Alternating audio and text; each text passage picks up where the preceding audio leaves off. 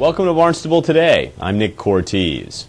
As you probably know by now, the Greater Hyannis Civic Association in late April held a meeting dubbed Voices of the Village, and hundreds showed up to talk about why they love Hyannis and why they're concerned for it. From there, citizen task forces were created to take on what the crowd identified as the village's 5 biggest issues. And on Tuesday night, the chairs of those task forces made presentations to the Civic Association on what they've been able to accomplish over the past 3 weeks.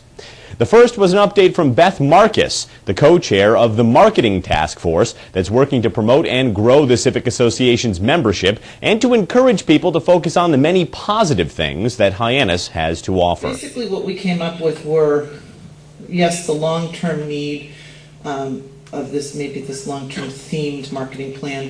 I think our biggest concern was we need people, we need money, we need all those things to move forward on something like that.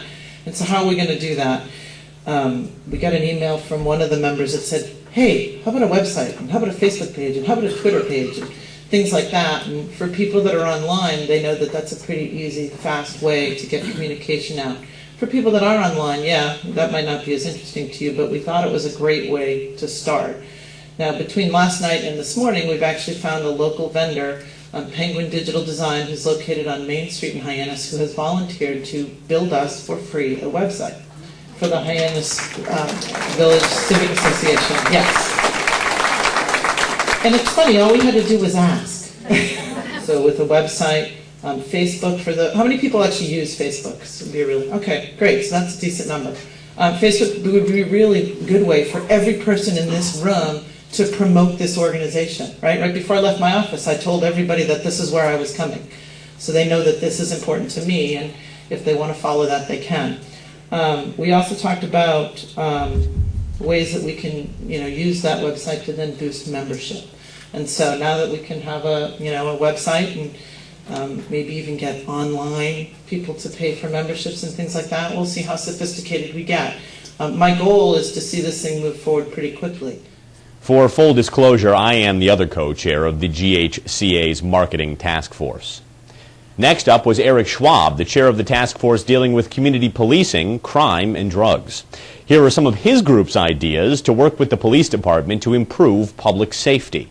There's an issue of reporting, and this is kind of a sensitive issue because the police work really hard to keep people abreast of what they're doing. I mean, the chief is out meetings all the time. But when you're sitting at home, mad as hell about your neighbor, you may not feel that you're getting the feedback or the support from the police that you feel you deserve or want. So we're going to look at what we can do to increase that feedback from the police to the community. I mean, the community is engaging the police. They're calling when they see a crime, but we need to close that loop somehow. We're going to look at that. And, one of the initiatives we just chose to endorse was the drug offense registry, which State Rep. Demetrius Gonzalez, I think, is back there. It's been working on it for some time. So we think it's a good initiative, but it's consistent with our goal of creating a more transparent environment so people can evaluate for themselves what the real risks are in the community. Because, in fact, crime has been going down. Violent crime is going up, but overall, crime is going down. What you're reading in the paper are violent acts that grab the headlines. And so we want people to understand what's being done, what's being accomplished, and specifically in their neighborhood. So there's internet technology we can use to accomplish that. After that, Jean Stevens, who co-chairs a task force focused on strengthening the sense of community within Hyannis neighborhoods, shared some of what her group has come up with so far. We discussed Neighborhood Watch. We had the police in to talk to us about it. And I have made copies for each of the other task force on the manual of how to start a neighborhood watch, and tips from a woman in Katuah who has a really dynamic neighborhood watch going in her community, and things that she said would make it really easier for you to get one going and keep it going. So I have this information for all the other task force tonight. The other thing we talked about is that not all neighborhoods are the same. We don't know, you can't define it by size. You have to choose for yourself what you consider your neighborhood. How big is it? Do you want to start with this many streets and then expand, or do you want to go big and see what your interest is? Each neighborhood's going to have to decide that for themselves depending on what their population's like. My neighborhood, after talking to some of the residents, have decided we don't need a neighborhood watch. Most of us have been there a long time. We know each other well. We already watch out for each other. But the problem we have in our neighborhood are the street people or homeless people. So we've decided that we're going to invite in people from NOAA and Duffy and whoever else that's working with these people and possibly form a subcommittee to find activities, things to do during the day for these homeless people so that they're not just hanging around in my neighborhood doing nothing. At the first Voices of the Village meeting, the issues of violent crime and drugs got the most attention. Aside from that, much of the initial concern was over the problem of irresponsible landlords and/or tenants in some of Hyannis's rental properties. Laura Cronin of the GHCA is facilitating that task force, and here's some of what she had to say. We've got 5 subcommittees. One of them is going to be on problem properties, and Charlie Pisacano and Dennis Connors are chairing that. And we're going to go identify what constitutes a problem property. That's one of the things that we need to really get our standardized so that when you're talking problem property or problem tenant or problem landlord, what do we define as that? So we're going to come up with some guidelines for determining that. Enforcement of existing regulations and ordinances. Martha Findley's taking on that. And where do you go through for what? It's kind of like putting a phone tree together. Who do you call and who do you call for these non-emergency issues all through town? Adequacy of existing regulations. Felicia Milton and John Crow are working on that. And that's really going over that work product that was done a few years ago where there was a subcommittee of one of the boards that reviewed the existing ordinances surrounding some rental property ordinances, landlords, parking, vehicles, things like that.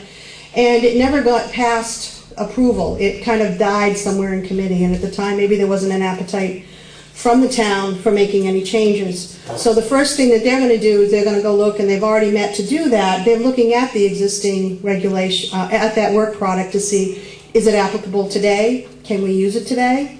And if not, let's go and look at the existing ordinances. They're only that 1,308 pages long. We're going to find the ones we really need.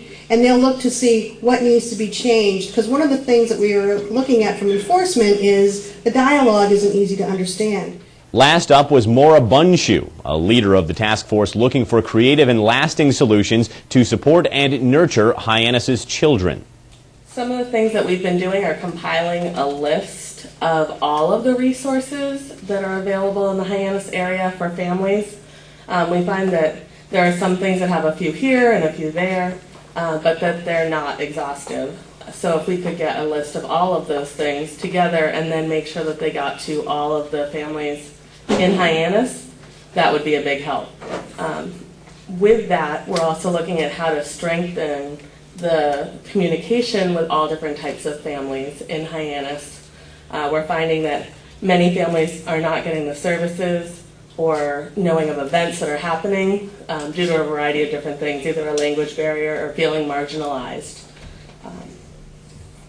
We are currently developing a mentor program for children in Hyannis. We have on our task force Kathy Amato, who's the incoming principal for Hyannis West, and also Ken Keenan, the principal of Barnstable Community Horace Mann Charter Public School. And so they've been really active in that. That to say, we'd love to have volunteers from people who either work or are in administration at the intermediate school and also at the high school. If any of these task forces have piqued your interest, there's always room for more volunteers. To get involved, email greathyannis@aol.com. Just one meeting left to tell you about this week. The Town Council will take up the FY 2012 operating budget tonight at 7 o'clock in the Town Hall hearing room. That's all for now. I'm Nick Cortez, and we'll see you next time on Barnstable Today.